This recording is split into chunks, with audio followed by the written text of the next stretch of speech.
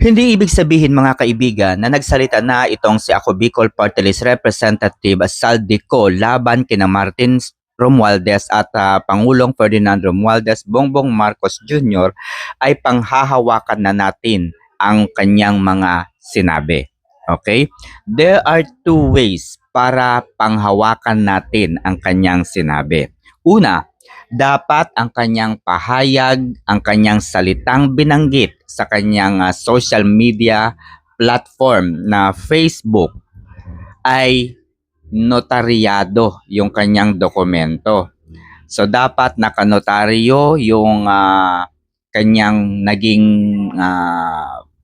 you know, pahayag laban sa dalawang opisyal na ito ng pamahalaan. Okay, dapat ang notary public ay ginawa sa totoong abogado, ginawa sa totoong lugar na kung saan ang abogadong pumirma o pipirma doon sa kanyang statement ay talaga namang maituturing nating lehitimo o notary public attorney talaga. Okay? So, kapag ganun po ang nangyari, pwede nating panghawakan yung kanyang salita. Pangalawa, kapag siya po ay dumalo sa Senate Blue Ribbon Committee hearing at ang kanyang pagdalo ay naka-Zoom pero bago siya pinagsalita o pagsalitain, dapat ay naka-oath ito.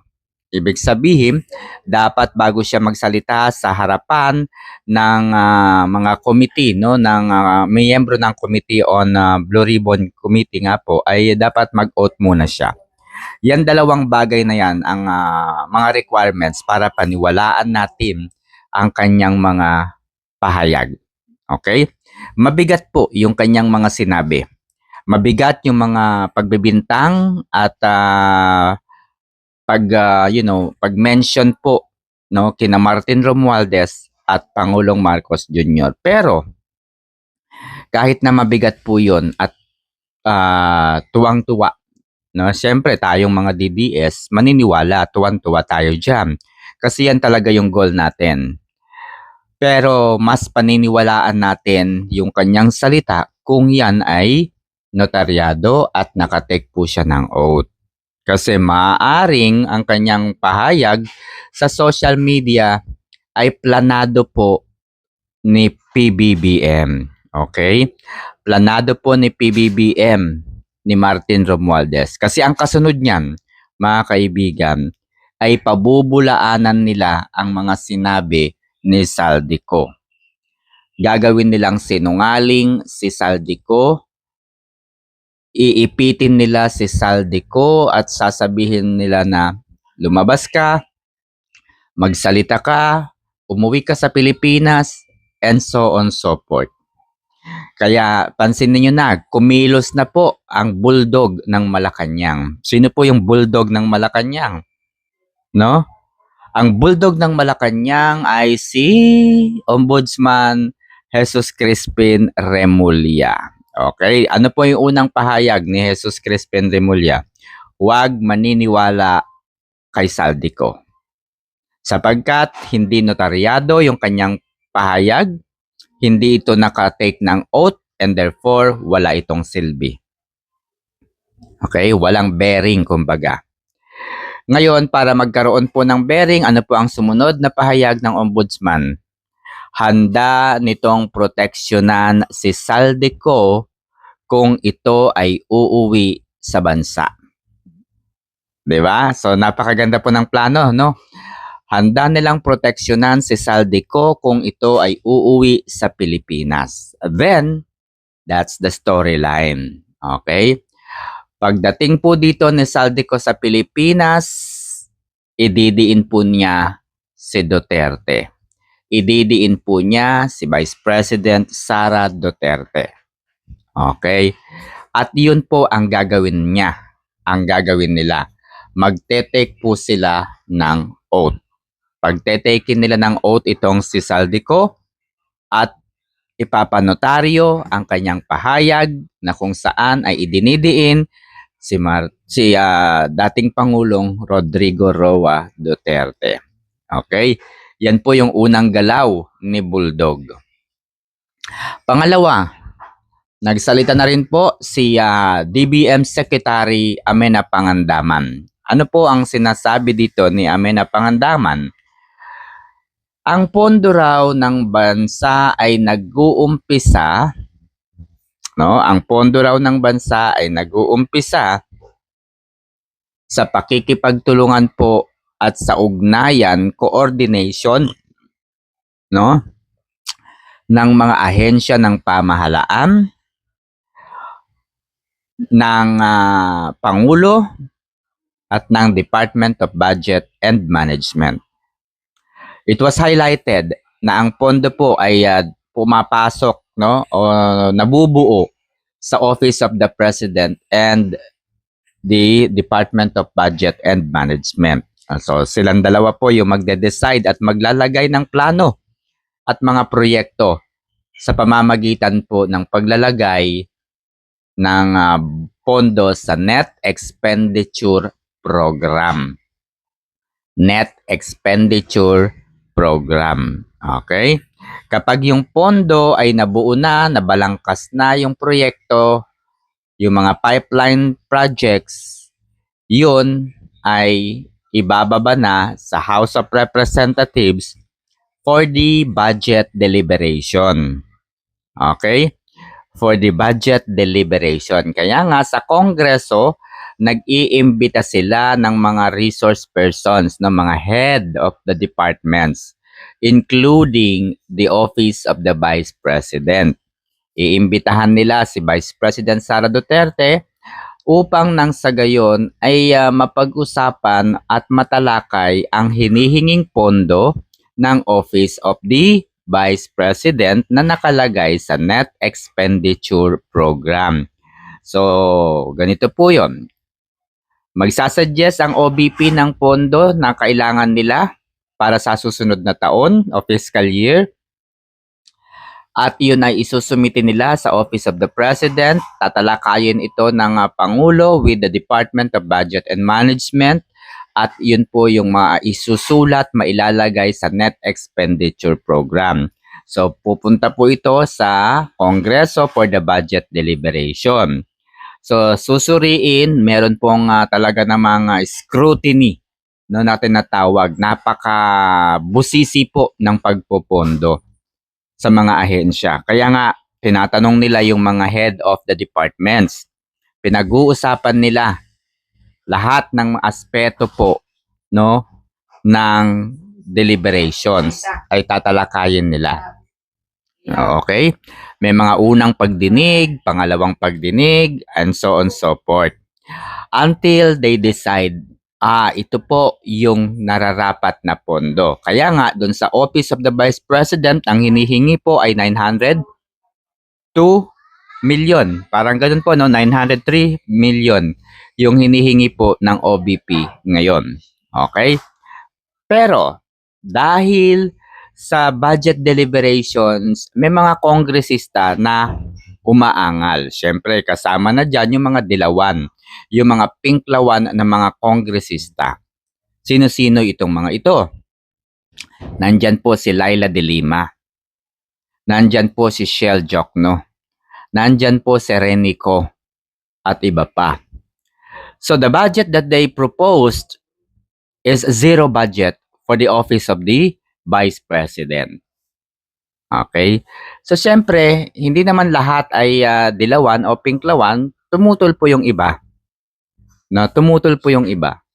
So sabi nila, hindi naman dapat natanggalan po talaga ng pondo ang Office of the Vice President. So they have decided na bawasan o i-slash. Okay? O i-slash yung pondo. So eto na. No? They came out with 800 plus na lamang. Dahil tinanggal po yung 100 plus doon sa pondo na yon. So natapos yung pondo, dadalhin ito sa Senado. Okay? Pag-uusapan ito ng mga senador. At nasa kanila po kung i-retain ba nila yung 800 plus or ibabalik nila ito doon sa proposal na 903 million pesos. 'Di ba? Ibabalik nila ito sa 903 million pesos. And so, the Senate decided to return o ibalik po yung kinaltas ng Kongreso. So, ngayon ay nasa 900 plus na naman yung pondo ng OBP. Okay? So, kapag natapos na po itong budget deliberation ng Senado, mga kaibigan, saka po iaakyat sa bicameral committee. Yung bicameral committee, ang mga miyembro po nito ay yung iba manggagaling po sa Congress, sa Kongreso, sa Kamara, at yung iba naman po ay manggagaling sa Senado. Yun po yung bumubuo ng bicameral committee. So mag-uusap sila at titignan po nila yung napag-usapan na pondo ng House of Representatives at yung napag-usapan ng Senate. So lahat po ng mga gap, mga discrepancies at mga differences sa dalawang chamber, no, ay ipifix nila. So mabubuo ngayon ang final budget. Okay? Mabubuo ngayon ang final budget at dito daw nangyari ang insertion na 100 billion ayon kay Saldico. Okay, ayon kay Saldico. So there's not much scrutiny in the BICAM. Wala na pong masyadong scrutiny sa BICAM kasi nga po sa BICAM is ipifix na lang yung differences. No? Ipifix na lang yung differences. Okay? So eto na mga kaibigan. Ayon kay Saldico, nangyari po yung insertion na ito sa BICAM report. Doon niya ipinasok yung 100 billion pesos. At yon ay sa utos po ni Pangulong Marcos Jr. Tumutugma ngayon, mga kaibigan, itong pahayag ni Saldico sa naging kumbaga pagkatuklas ni Congressman Isidro Ungab noong 2025, no, early 2025. Kung inyong matatandaan ay nagkaroon po ng media briefing, no? Itong sina Congressman Isidro Ungab, Attorney Torreon, Attorney Delgra with the former President Rodrigo Roa Duterte at dito po ay ibinulgar nila yung mga blanco na nakita po ni Congressman Isidro Ungab sa bicameral committee report. There are so many blank items in the bicameral committee report. Okay? So, after kasi po ng BICAM report, mga kaibigan, ay ibabalik na po ito sa Congress, ibabalik na rin po sa Senate para doon sa kanilang tinatawag na ratification. Ibig sabihin, pipirmahan na nila, i-agree na nila, sisignaturean na nila, ira-ratified na po nila yung final report na yon. Okay? Once they signed, kasama po dyan siyempre si Martin Romualdez, si Saldico bilang representante po ng House of Representatives. Sa Senate naman, ang representante naman ay si dating Senate President Chis Escudero at si yung counterpart po ni Saldico sa Senado na si Grace po. So they will sign the BICAM report, yung naagrihan po nila. Pagkatapos po ay ito po, no, pagkatapos po ay ibababa na po uli yung na-ratified na bill, okay? Yung na-ratified na bill ay ibababa na po at dadalhin na po sa House of Representatives at doon po ay ipiprint. Okay? Doon po nila ipiprint yung BICAM report na yon, yung final BICAM report na yan. Ang tinatawag po yan na General Appropriations Bill. Ngayon, anong nangyari doon sa mga blanco? Okay, so nagsalita po di ba wala na po si Saldico doon that time kasi siyempre nagkaroon na po ng problema, no? At napalitan na rin itong si D itong si Martin Romualdez. So nagsalita po si yung OIC po, no, yung pumalit po kay Saldico, si Stella Kimbo. Ang sabi po niya, nang siya ay ma-interview in relation to the blank items na nakita sa bicameral committee report. Ang sabi niya, there is this small committee. Okay? There is this small committee na siya na talaga ang naglagay ng mga items, ng mga value doon sa mga blank items. This is just a calculator. Ministerial na lamang daw yung bagay na yon. Ministerial in the sense na meron na talagang figure. Okay? Let's say 100 billion pesos yung figure na yan. And that 100 billion pesos na yan ay hindi, kumbaga, hindi malinaw.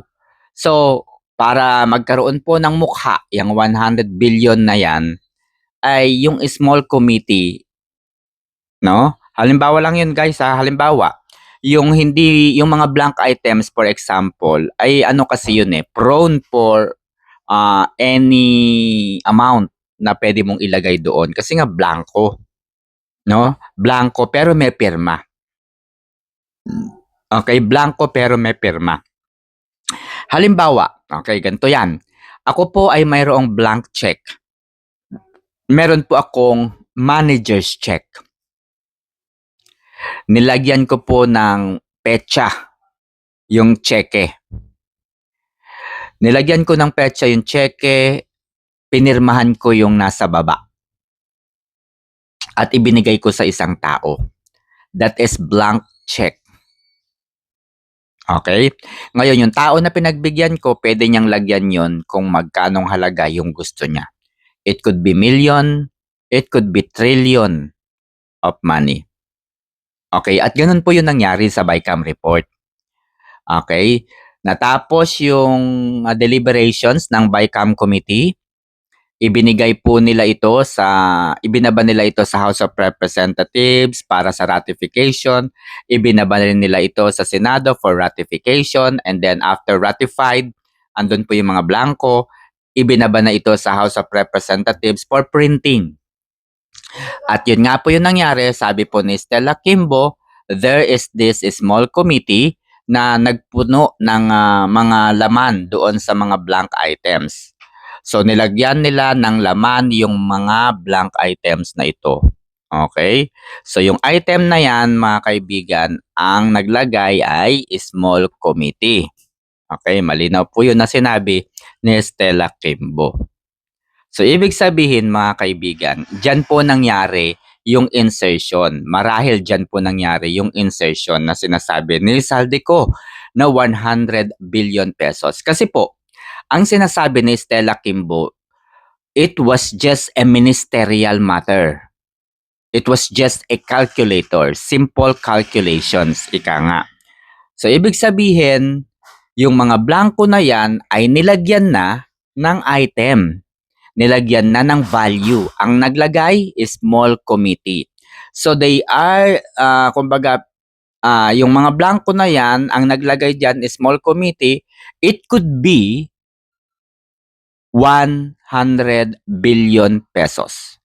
It could be worth of 100 billion pesos. So dinivide-divide na lamang po ng small committee yung 100 billion na yan doon sa bilang ng mga blank items. Doon sa mga blank items na yan. Divide na lamang po.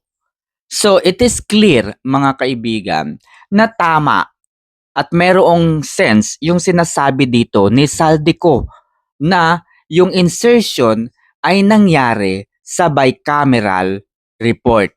Nangyari sa bicameral committee. It's because there is less scrutiny in that particular stage of budget deliberation. There is less scrutiny. Okay. So, kung naiintindihan ninyo guys yung aking paliwanag, maliwanag, di ba? Madali.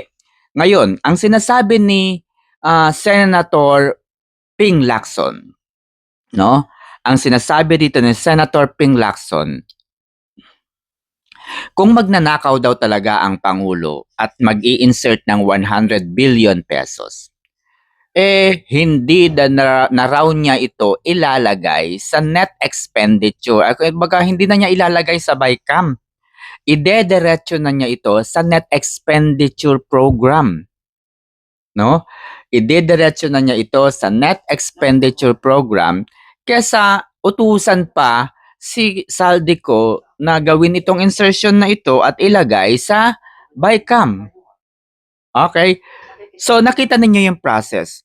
Masalimuot, mabusisi, maraming stages ang pagdadaanan kung ang insertion ay mangyayari sa net expenditure program.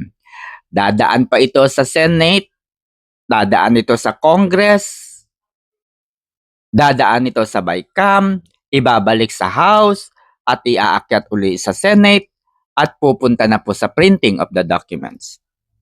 Mabusisi.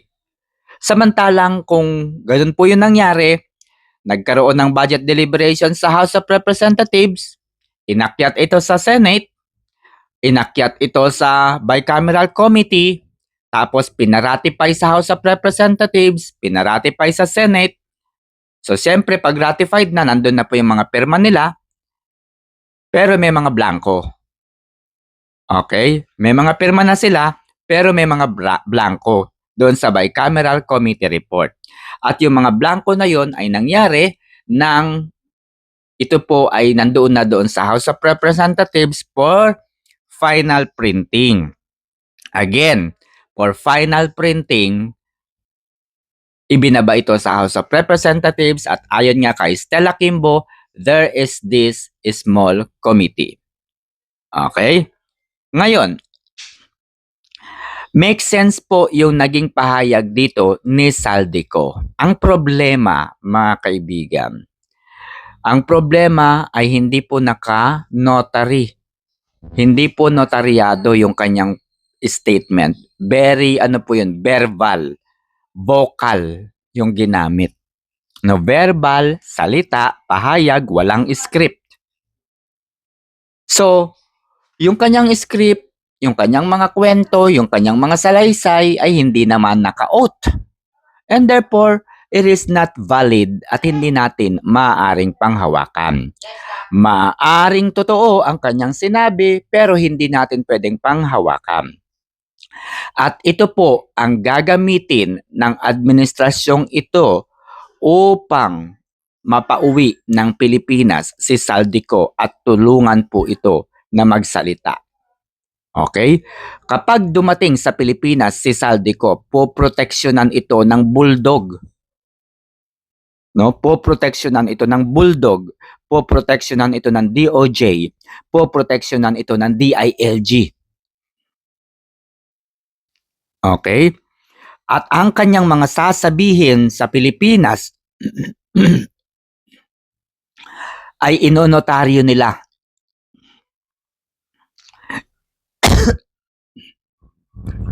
Inonotaryo nila yung sasabihin nito. And when it was notarized, sasabihin nila si dating Pangulong Rodrigo Roa Duterte at si Vice President Sara Duterte ang nasa likod ng korupsyong ito. Ibibintang nila lahat kay Duterte ang lahat ng ito. Siyempre, ang naging salaysay noon ni Vice President Sara Duterte ay mababaligtad. Ano nga ba yung naging salita ni BP Sara? Ang pondo, ang budget ay nasa kamay lamang ng dalawang tao. Saldico, Martin Romualdez. Sabi po ni ASEC, sino nga ba yun? Ito nga sa gitna, Bernardo. Nabanggit niya yung involvement ni Bersamin sa flood control anomaly na ito. Nagtutugma, di ba? Nagtutugma yung pahayag ni Saldico saka ni kumbaga kinonfirm ni Saldico yung pahayag ni Bernardo na involved si Executive Secretary Lucas Bersamin. Kinumpirma din ni Saldico yung naging pahayag ni Orly Gutesa. Totoo daw yung mga pahayag ni Orly Gutesa. Ang problema, ang sinisilip nito, hindi notaryado. So sa madaling salita mga kaibigan, lahat po ng naging pahayag ni Nadeskaya na involved si Romualdez, involved si Saldico ay totoo. Lahat po ng pahayag ni Gutesa na involved si Martin Romualdez, involved si Saldico ay totoo. Lahat po ng pahayag ni Asek Bernardo na involved si Executive Secretary Lucas Bersamin ay totoo. No? Totoo. Yan po yung kinonfirm ni Saldico. Ang problema lang kasi hindi po naka-notary at hindi po naka-take ng oath itong si Saldico. Kaya nga sabi dito sabi ngayon ni isa pang bulldog ni BBM si Ping Lacson. Sabi niya, hindi na nila iimbitahan sa Blue Ribbon Committee itong si Saldico. Kunyari, hindi na nila ito iimbitahan. Bakit? Kasi unang nagpahayag sa Blue Ribbon si Saldico eh. At ang sinasabi ni Saldico nga, si BBM at si Martin ay involved. So, why should we invite him again? No, hindi na, di ba? So, ang gagawin nila dyan ay they will gonna push, no, na pabalikin, pauwiin ng bansa si Saldico. Pero, sa back door, sa back end, at sa likod ng pag-uwi ni Saldico, siya ay protektado ni na BBM, ni Martin Romualdez, ni Bulldog, Ombudsman Remulla, at ni DOJ, and of course, DILG. Okay? So, yun lang guys, no? Napakalinaw yan, napakalinaw. Kaya, abangan natin ang susunod na mangyayari.